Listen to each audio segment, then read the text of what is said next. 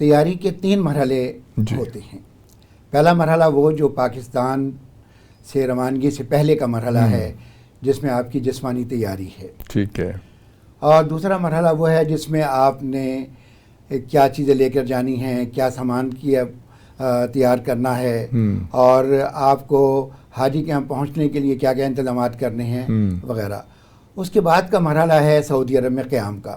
کہ سعودی عرب میں قیام جو آپ کا پیریڈ ہوتا ہے 40 دن کا یا 20 دن کا, جتنے دن کا بھی ہے, اس دوران آپ کو کیا کیا مسائل درپیش ہوتے ہیں. پہلے یہاں اور کی ان کا تیاری حل کیا ہوتا ہے. پہلے یہاں کی. اب یہاں سے ہم شروع میں 3 مرحلوں کا ذکر کیا, اب یہاں پاکستان کی بات کرتے ہیں. پاکستان میں سب سے پہلے تو یہ ہوتا ہے کہ آپ کو پتہ ہے کہ حج کا سفر ایک مشکل تھکا دینے والا سفر ہے. بالکل. اس کے لیے اگر آپ نے اپنے آپ کو جسمانی طور پر تیار نہیں کیا تو پھر حج کے دوران مناسک حج کی ادائیگی میں آپ کو تکالیف ہو سکتی ہیں. آپ تھک سکتے ہیں, تھکاوٹ کی وجہ سے آپ کو بیماری بھی ہو سکتی ہے.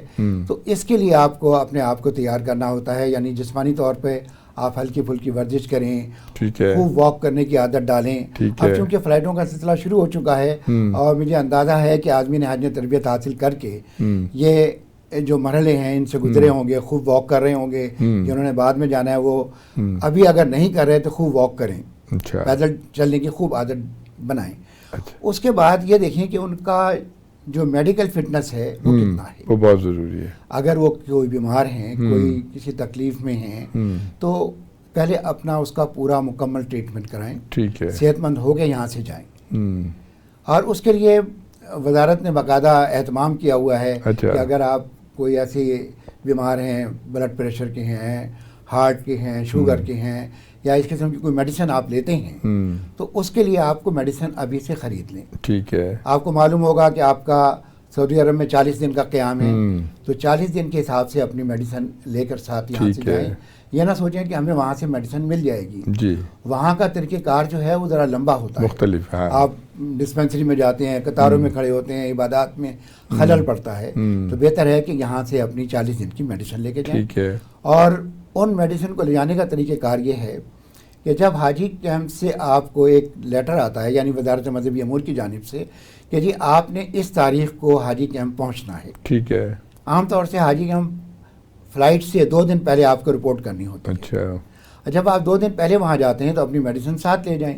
ٹھیک ہے. وہاں آپ نے اگر ٹیکے نہیں لگائے, جو کہ ضروری ہیں ٹیکے لگوانے, وہ ٹیکے آپ کو لگوانے ہوتے ہیں روانگی سے 10 دن پہلے. ٹھیک ہے. اگر آپ نے 10 دن پہلے نہیں لگوائے ہیں حاجی کیمپ میں تو وہ ٹیکے بھی آپ لگوائیں, اپنی میڈیسن بھی پیک کروائیں. ٹھیک ہے. اور پھر حاجی کیمپ آ کر اپنے ٹریول ڈاکومنٹس جو ہیں, اس میں آپ کا ٹکٹ ہے, آپ کا شناختی لاکٹ ہے, اور اس کے علاوہ میڈیکل سرٹیفکیٹ ہے جس میں آپ نے ٹیکے لگائے ہوئے ہیں, یہ تمام ڈاکومنٹس آپ نے وہاں سے ذرا مبادلہ کبھی وہ لازمی ہے. وہ کتنا ہوتا ہے تقریباً کو مقرر ہے؟ ڈاکومنٹس لے کر آپ گھر چلے جائیں گے. اچھا. اور پھر فلائٹ سے 6 گھنٹے پہلے آپ نے پھر براہ راست ایئرپورٹ پہنچنا ہوتا ہے. اچھا.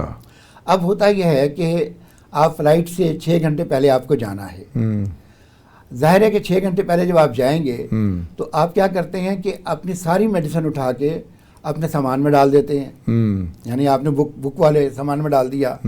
اب خدا نخواستہ آپ ہارٹ پیشنٹ ہیں, آپ ریگولر میڈیسن لیتے ہیں, آپ شوگر کی کوئی پیشنٹ میڈیسن لیتے ہیں, تو وہ میڈیسن آپ کو اپنی پاکٹ میں یا اپنے احرام کی بیلٹ میں وہ رکھ لیں. اگر آپ نے سامان بک کرا دیں, آپ چونکہ 6 گھنٹے پہلے آپ نے ایئرپورٹ پہنچنا ہے, 5 گھنٹے کی آپ کی فلائٹ ہے, پھر آپ کو جدہ ایئرپورٹ پہ آپ کو ویٹ کرنا ہے, پھر آپ کو مکہ مکرمہ یا مدینہ منورہ بلڈنگ میں جانا ہے, تو بہت ٹائم لگے گا. لیکن آپ کو ڈاکٹر نے یہ ایڈوائز کیا ہوا ہے کہ آپ نے 4 سے 5 گھنٹے کے بعد میڈیسن لینی ہے, 6 گھنٹے کے بعد میڈیسن لینی ہے. تو اگر آپ نے دوائیاں پیک کرا دیں تو پھر وہ میڈیسن کیسے لیں گے؟